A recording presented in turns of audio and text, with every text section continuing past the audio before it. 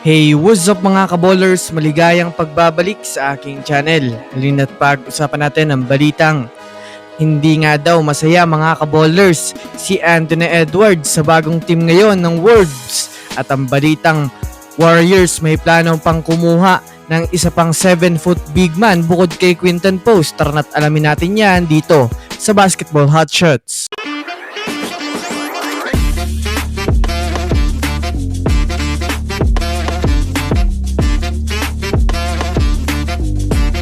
Una nga muna tayong dumako mga kaballers sa balitang hindi nga daw masaya si Anthony Edwards sa bagong team nila ngayon.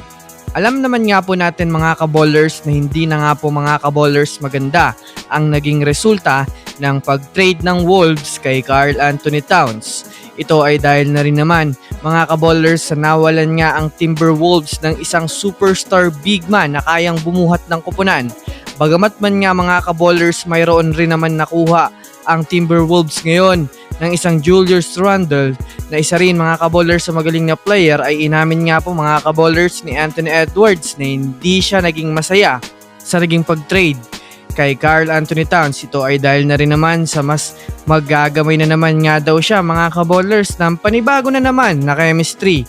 Bukod pa dyan, sinabi rin nga po mga kaballers ni Anthony Edwards na isa nga siya sa mga player na mayroong malalim na koneksyon kay Karl Anthony Towns, hindi lang sa pagiging magkakampik kundi sa pagiging magkaibigan na rin sa tunay na buhay. Kaya mamimiss nga daw mga kaballers ni Anthony Edwards itong si Karl Anthony Towns sa Minnesota Timberwolves. Samantala, dumako naman tayo mga kaballers sa balita patungkol sa plano nga pong pagkuha pa ng Warriors ng isa pang 7-foot big man na sentro.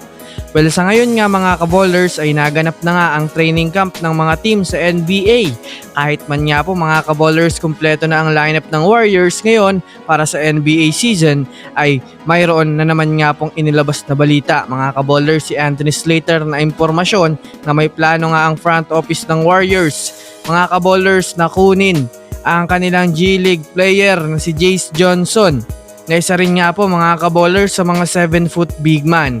Ayon nga sa balita, maaari nga pong gawing pang backup ng Warriors itong si Jace Johnson sa mga ginagamit na sentro ng Warriors dahil na rin naman nga po mga kaballers sa mayroon na rin naman nga itong kakayahan na makipagsabayan dahil sa laki nito at tangkad.